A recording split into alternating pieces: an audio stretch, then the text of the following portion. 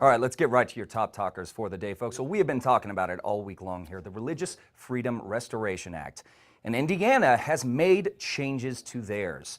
After facing widespread criticism, Republican legislative leaders have unveiled changes to their new Religious Freedom Restoration Act, recently signed into law by Governor Mike Pence. Now, the amendment, announced on Thursday, prohibits service providers from using the law as a legal defense for refusing to provide services, goods, facilities, or accommodations. It also bars discrimination based on race, color, religion, ancestry, age, national origin, disability, sex, and these are the two sticking points on the law right here, folks: sexual orientation and gender identity.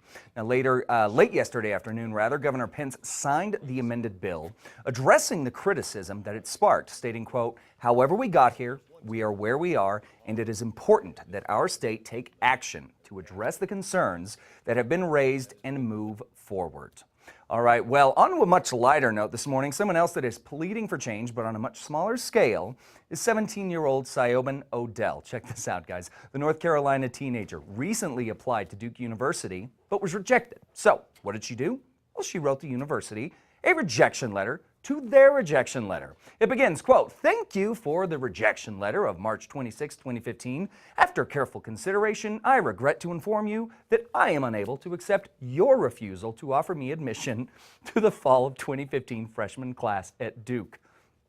Gotta admire this girl's tenacity. The letter concludes, "I will be attending Duke University's 2015 freshman class. I look forward to seeing you then."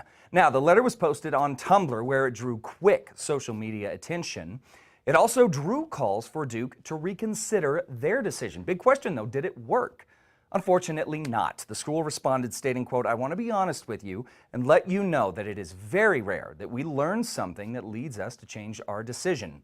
In the last 10 years, we have received about 500 requests for review and changed the decision 4 times." Can't blame the kid for trying, right?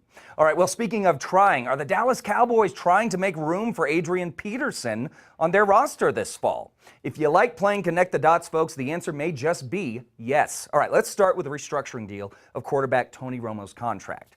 Now, the move has cleared up about $12.8 million in salary cap space this year. That's an important number to remember, guys, 12.8. So what do we do with that money? Well, there's a couple of options. First, they could work on landing a longer-term deal with Des Bryant, as well as freeing up some room for a fresh-faced and much less expensive running back during the draft. Or they could offer a spot on the roster to Minnesota Vikings Adrian Peterson.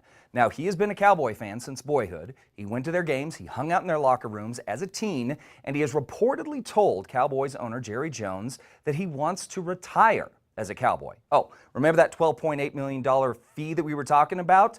What he is going to be making in Minnesota is $12.75 million. There's a lot of coincidences here. Nothing more than speculation at this point, but it is not out of the realm of possibility that Peterson could trade his Viking horns for Dallas Stars this fall. We'll be keeping an eye on that. Well, a little more than speculation at this point is the Mr. Show reunion starring David Cross and Bob Odenkirk.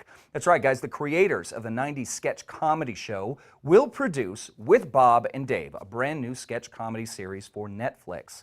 The streaming service has reportedly ordered 4 half-hour episodes and an hour-long making-of special.